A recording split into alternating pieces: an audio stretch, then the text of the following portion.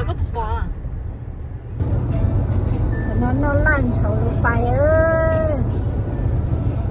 anh đi búa cái gì à yep nó cái gì nó cái gì họ lúa phải xứ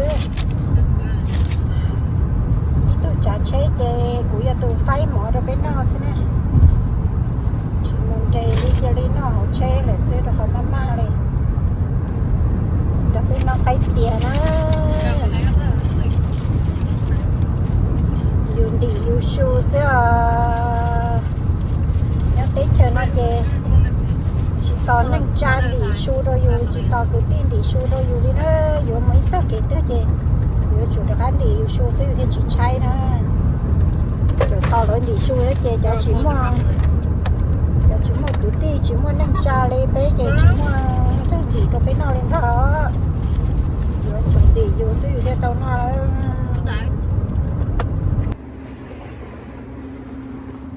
ra màn tàu cứ ở tụi nó nè cái tôi ra chơi rồi chỉ nó chơi ít tôi mới check in hậu là chơi cái thôn ra nó chơi bé ở mù là hậu nè giờ mù so lúc hồi đầu nó sửa cơ thế mà giờ chỉ mà tôi chạy bé đi là bé chơi bé chơi đi tôi thôn ra bỏ bù luôn đồ kế nó xưa dùng gỗ tôi chín té thế ạ, có bốn non té, nếu tôi rồi là cá nếu bốn non té, nó, About like 30 minutes. tù, 30 minutes, chỉ non té cơ, gỗ chín té theo ta chỉ tuần té cơ, sai cái lỗ không ngang so, hay cơ ấy rồi, hay cơ này lúc nào đá ấy, nó không ngang rồi này. Không nào nản đã cả lúc đã đây hay à li lúc nó y thêm ta ta chỉ lúc nào mà all white nó sầu vậy này here cho bé hông rồi đó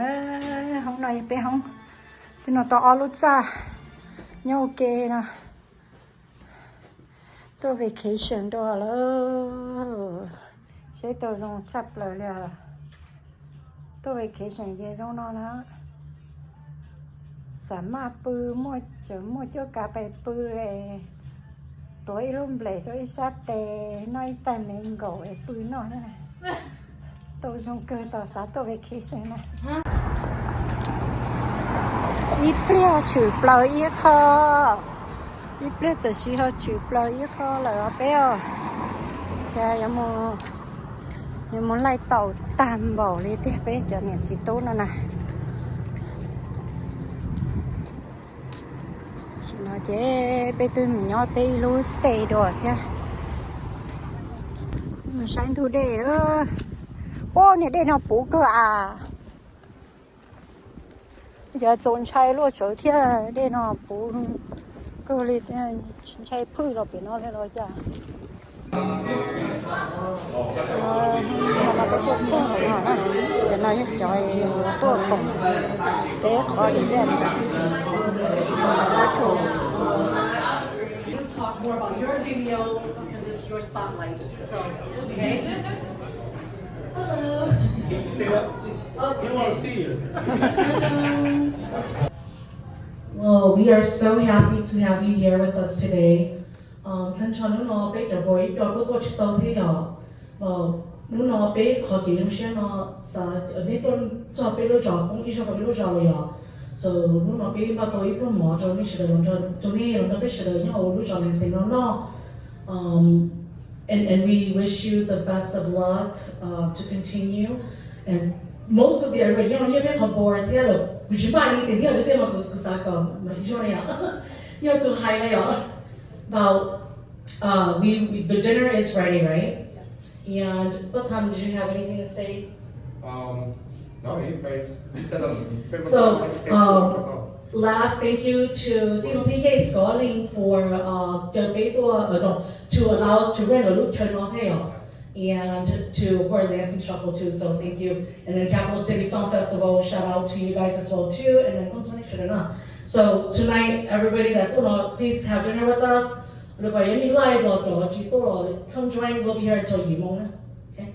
I'm so sorry. Usually, Guinia, I look at no one.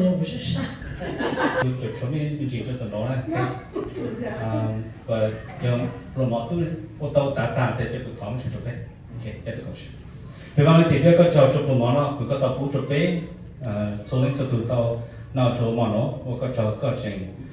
sai chụp đấy, chụp đấy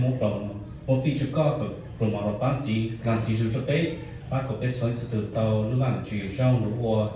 cứ tao biết lúc cho lúc gì, tao lúc xem biết lúc promono tako promono ba ko be ning ki ma king game ba ko be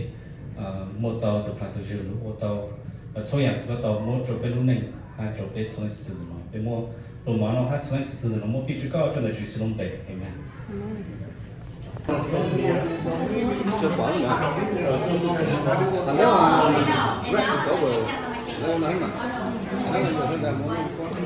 giờ cứ tìm mong về mình sinh cái mà lời lúc bé chấp lời đó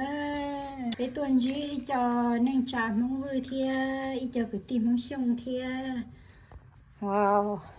lời chờ ôi luôn mà giải tỏ bé thia lời chuẩn tỷ su rồi bé thia đi cho rau mò bé nó chỉ tả non tô lên tô rồi bé thia rồi chơi bé nó nu thia thia tao thank you lo là mà lúc bé cơ bé kì nhà mình nhọn này sao bắt đi cả rồi lúc bé cơ đấy bé kì tư xem là từ bao bé đó xem mà là support bé cơ